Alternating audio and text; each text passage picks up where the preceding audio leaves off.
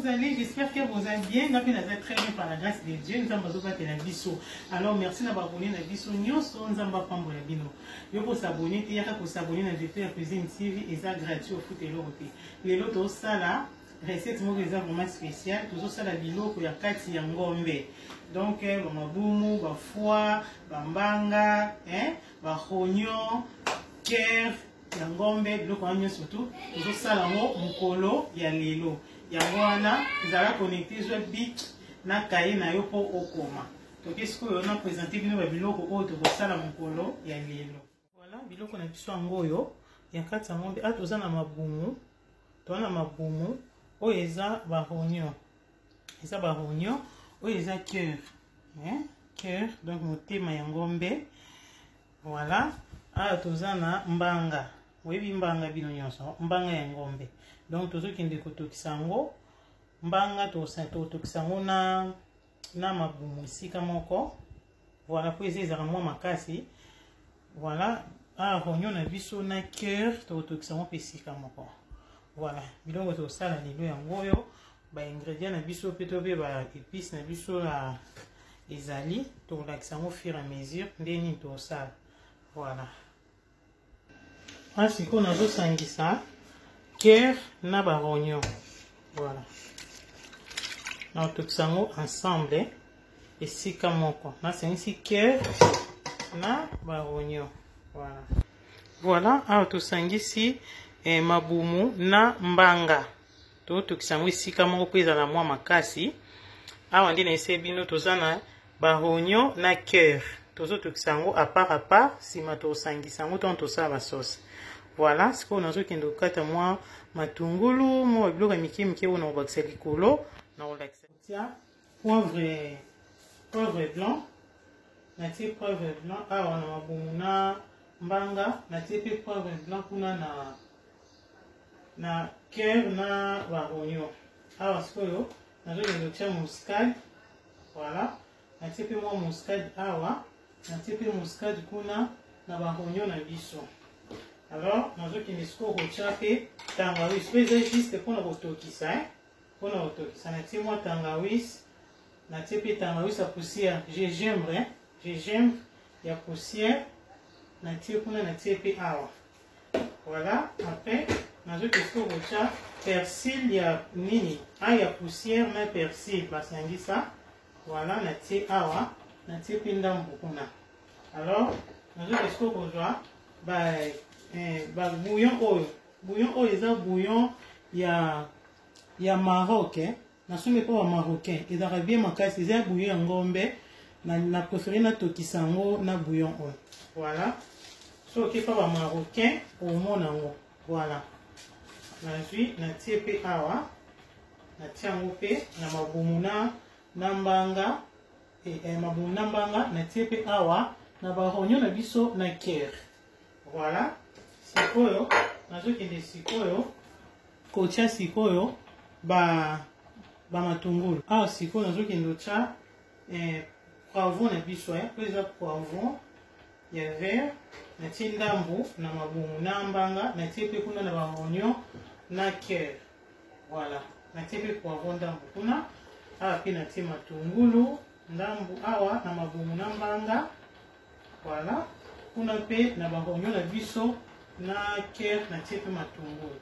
Voilà et puis natie ndambu ya poireau awa kuna pe natie ndambu ya poireau natie mingi te parce que nosala sous sauce. Awa sikoyo natie ail na biso ail ya mai natie kuna pe natie. Voilà natie ail kuna pe natie ail natie céleri awa kuna pe natie céleri. Voilà. Alors, nous avons des petits mungwa. Nous avons des petits mungwa. Alors, on a des mungwa. Pour étokana mungwa pour écota la cage. Ah, puis, on a des mungwa pour nater. Voilà. On a des mungwa. Étoka pour ebela na mungwa wana. Voilà. Voilà, nous avons des feuilles de laurier. Natie feuille de laurier à moko en natie ya miki mibale en natie juste moko. Voilà Voilà, donc juste kotia mai mukie awa mukie penza ebele te na tie mukie kama boum oyo ezala na mopete eza makasi te ndenge ya Afrique na tie mai mukie après nazokende sikoyo kozipa yango. Voilà, nazipi yango sikoyo etoka mpe nazipi oyo kuna totala biloko na biso. Voilà, wow, moni donc ezotoka na bakisaki mwa isu mokie juste mokie po elimbisa yango lisusu wana lakisa bino mpe bolimbisa mokie.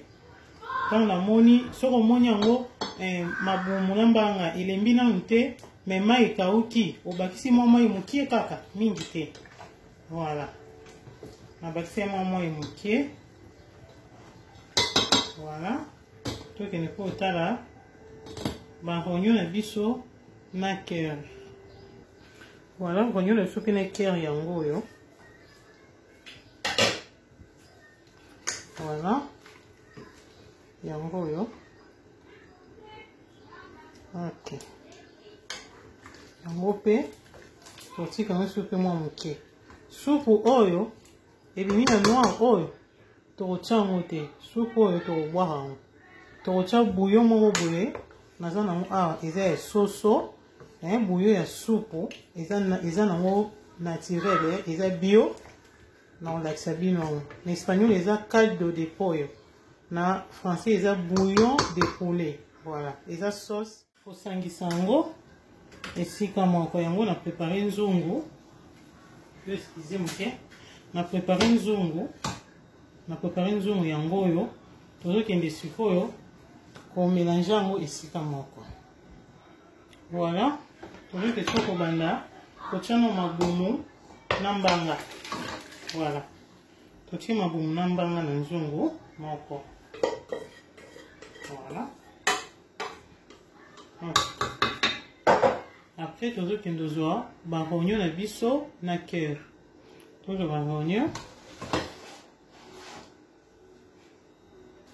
ndenge expliqué bino. Barogno na biso moni sauce nango ebimi mwindo po barogno eza sauce mwindo alors tozobwaka mai oyo tokotia yango te.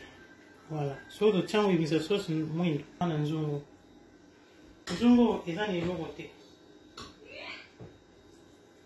Voilà,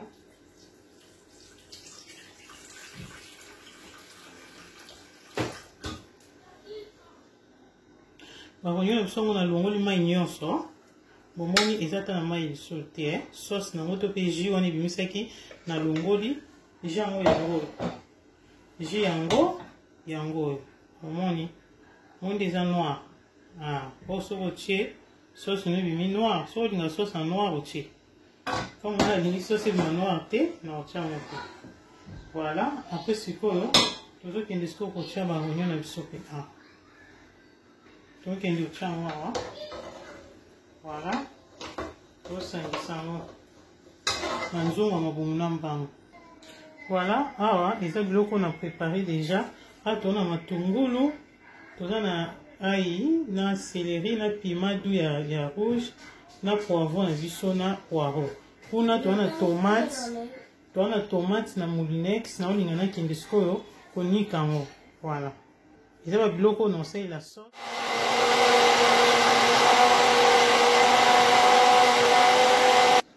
Voilà, nasilisi sikoyo na olinga natia kikalungu na moto mpona kalinga ba sauce na biso. Kikalungu wana natie na moto na okende otia sikoyo l'huile na biso. Voilà, nga na osalela l'huile d'olive. Soki yo okosalela mpe osepela na l'huile d'olive te, okosala na l'huile mosusu ya girasol, ba l'huile eza ebele oyo ekosalela. Otia l'huile na biso. Voilà, bouillon on a essayé bino yango oyo eza juste bouillon ya pollo ya soso, babi caldo de pollo, donc bouillon ya soso. Batiango nini te, baconserve yango te, batie pe colorant te. Donc so ofungoli olambeli yango mbala moko, so moke etikali obombi na frigo mwa moke apres olambeli yango. Donc eza baconserve yango te, donc eza bio. Sauce ntango tosala nde alakisaki bino natie poivron, natie piment doux ya oyo ya rouge oyo. Voilà. Et puis natie matungulu na céleri na ail. Voilà. Après na bakisa tomate sima. Siko na ke docha tomate ona oti konika. Natie tomate ona oti konika. Siko na zo balisa mo. Après na bakisa pimadu ya poussière.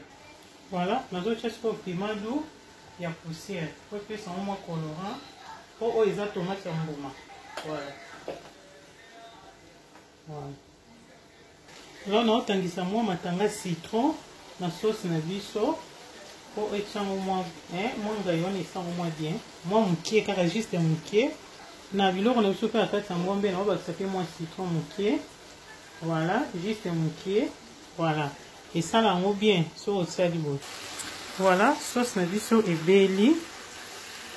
Voilà, et belly non qui ne faut retirer on a fait biloko. Voilà. Voilà, la sauce na biso qui est pour bouillon na biso oyo, et ça le quoi soupe ouais, soupe sauce. Donc celui au sali dango au sali la soupe maïté. Donc au lambe la ka juste yango. Ou bakisa maïté ça le quoi maï. Batie mungwate, batie mafuta te. Batie pe lo mo teza bio. Voilà. Donc qu'est-ce qu'on bakisa moi mungwa. Voilà, ça m'a mouva. Alors, c'est moi mouva, ok. Voilà. Soupe, sauce, on a tout bouillon, ils ont un mouva, ils ont un logo. Car la soupe, ça dit pour un roulambi là. Sauf pour moi, au tient en haut, au tient maïs. Mais, ils ont un goût, ma casse, ils ont une savane qui tourne. Voilà. Voilà, on a 6 feuilles de laurier, la muscade. Ici. Donc, aux zipans au bouillé, et on va pendant 30 minutes et bien. Voilà, biloko on a vu son goût les autres cas. Tout le temps, on a. Voilà. Les autres cas vraiment bien, ma casse. Donc, et si quand il est là, ma minute, je suis ébélé, c'est pour tout quitter ça. Parce qu'il faut en moins soupe, ouais. Voilà. Et il faut chercher caldo de poulet, on a surtout peu bouillon et de poulet.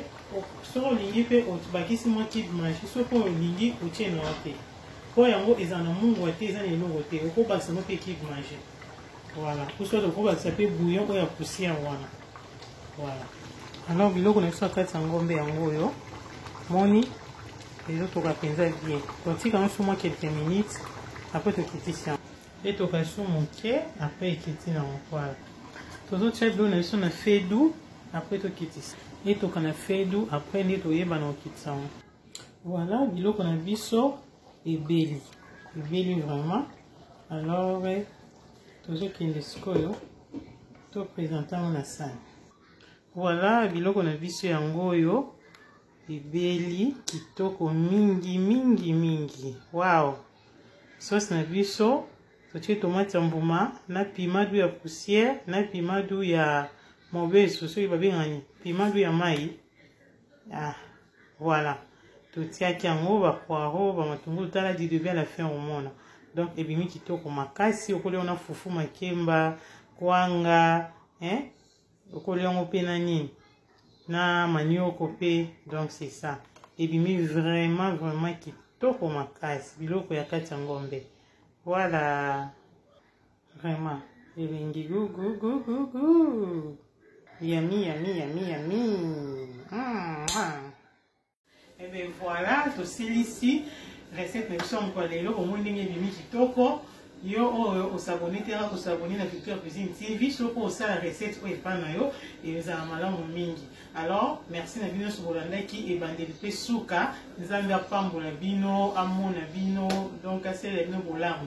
Alors, vous s'abonner, na cette vidéo va commis abonner na couleur rouge pour cliquer on a au s'abonner pour notre français, pour notre espagnol souscrire mais et ça na couleur ya rouge ou rojo. Au pincha wana au s'abonner pour notre anglais subscribe. Au cliquer on a au s'abonner pour s'abonner massivement pour faire like et belé pour faire commentaire et ça là malang mini zambi apamba bino de tomonani Nicolo Oyo et Zali Korea ciao